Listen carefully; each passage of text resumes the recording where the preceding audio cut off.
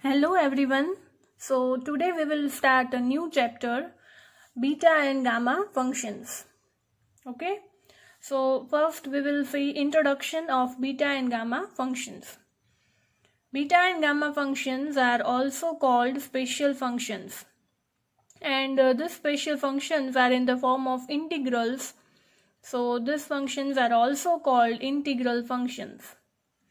And these special functions are used in the different applications like advanced engineering applications like electromagnetic theory, wave propagation, heat conduction, electrical network theory, and many more.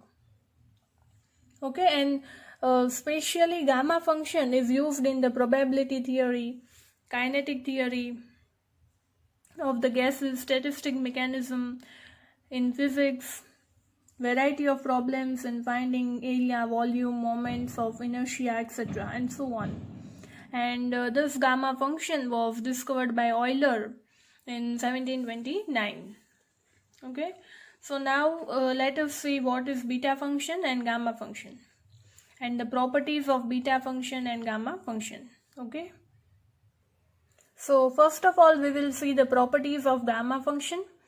Gamma function is defined by gamma n equal to integral 0 to infinity x raised to n minus 1 e raised to minus x dx, where n is greater than 0.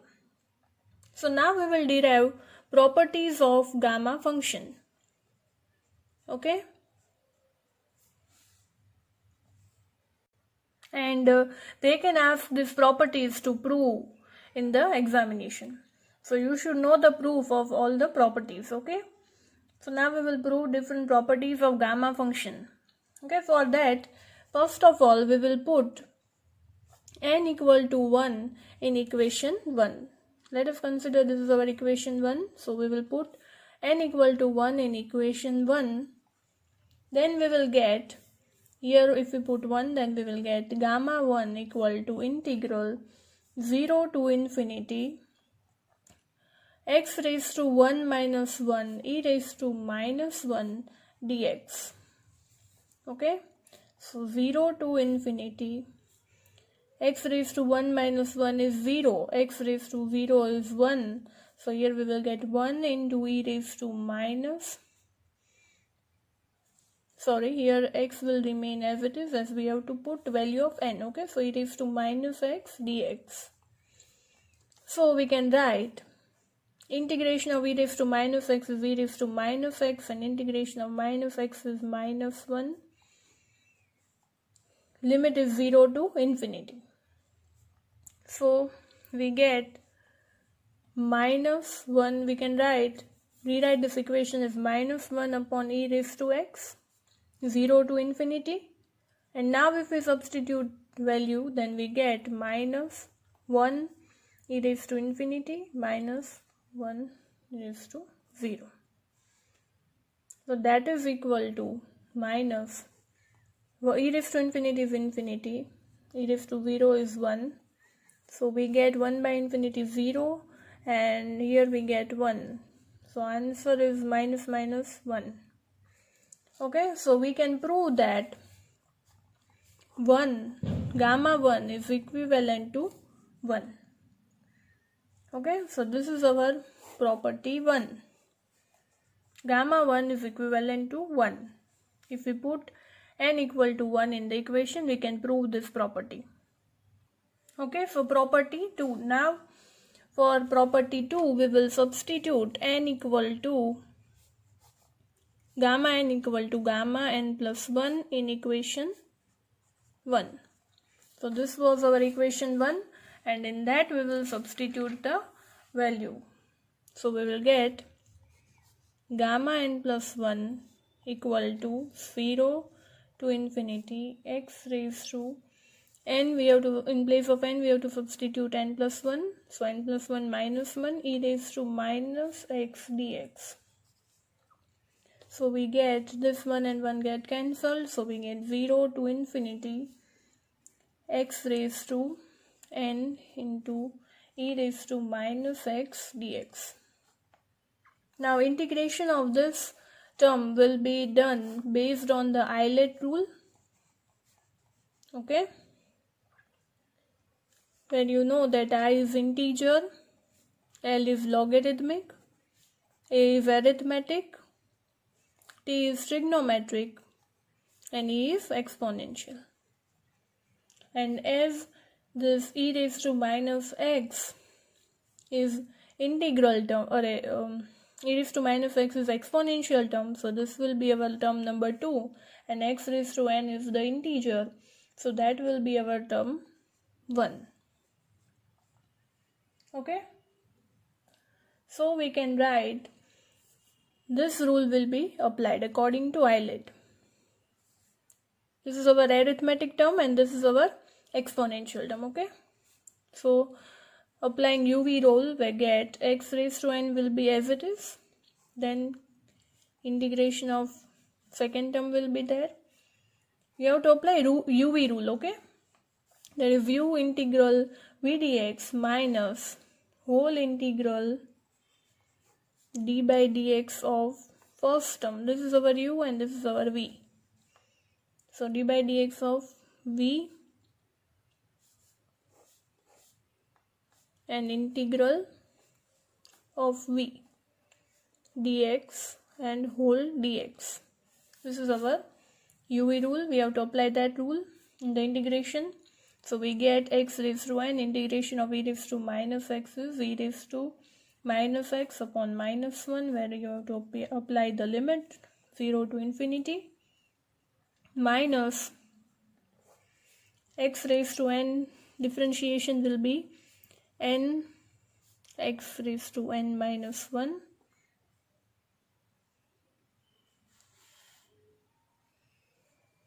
sorry, it was not visible, n x raised to n minus 1. Here I have just integrated this, and here differentiation of x raised to n I have done. Now integration of e raised to minus x is again e raised to minus x upon minus 1 dx. Okay, and now you have to substitute the limit, and if I substitute this limit in the equation, then e raised to infinity is 0, so this whole term will become 0. Okay, so 0 plus n raised to, if I take n outside, then I will get 0 to infinity x. This minus term I have multiplied here, so it will be minus minus plus. Okay, so inside we will get x raised to n minus 1 e raised to minus x dx. Okay, and now if we substitute this limit in this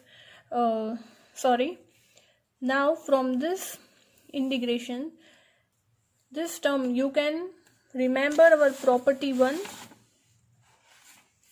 that this term is equivalent to gamma of n. So in place of this term, you can write directly gamma of n. Okay, in place of this term, you can directly write gamma of n, and this n will remain as it is. So we get here n plus 1 will remain as it is. So n plus 1 is equal to n gamma of n. So this is our property number 2. Okay, here you have to directly substitute the value from property 1. So you can substitute here gamma n, so you get gamma n plus 1 is equal to n gamma n. Okay, so these were the two properties we derived. Now from this property 2 we can get property 3, that is, if we take this gamma n here, then we get gamma n plus 1 upon n. Okay, gamma n is equal to gamma n plus 1 upon n from property 2. So this is our property 3. Okay, and now to derive property 4, we have to take one example. From property 2, that is n plus 1 n under root n, n gamma n, we can write that if we take 1, n equal to 1 in this equation, then we get gamma 2, that is 1 plus 1 equal to 2, and here we will get 1 gamma 1. Okay, if we put n equal to 1 in this equation, then we get 1 plus 1 2 gamma 2 equal to 1 gamma 1. But we all know value of gamma 1 is equal to 1. From property 1, we can say that value of gamma 1 is 1. So we get 1 into 1, that is 1. So value of gamma 2 is 1. Okay. Now if we take n equal to 2, then we get here 2 plus 1. Okay, 2 plus 1 equal to 2 gamma 2. But value of gamma 2 is also 1. So answer is 2. 2 into 1 is 2. Now if we take n equal to 3, then we get 3 plus 1 is 3 gamma 3. Okay. And value of gamma 3 is, this is our gamma 3. Okay, 2 plus 1, that is gamma 3. Here 1 plus 1 is 2 gamma 2, and here also 3 plus 1 is gamma 4. Okay, so 3 gamma 3, and value of gamma 3 is 2. So 3 into 2, that is 6. So we got value of, when we put n equal to 3, we get gamma 4, and that is 6. Okay, so from this we can prove that property number 4. Okay, so what is that property? That whenever we take n plus 1, we get n factorial. Okay, so if you take 2 plus 1, then this is our n. So n factorial is 2. Factorial of 2 is 2. Similarly, gamma n plus 1 is n factorial. So here our n is 3, and that is equal to n factorial, that is 3 factorial, that is 6. So from this we can prove that gamma n plus 1 is equal to n factorial. This is our n. Okay, here once again I am repeating that n plus 1 is equal to n factorial.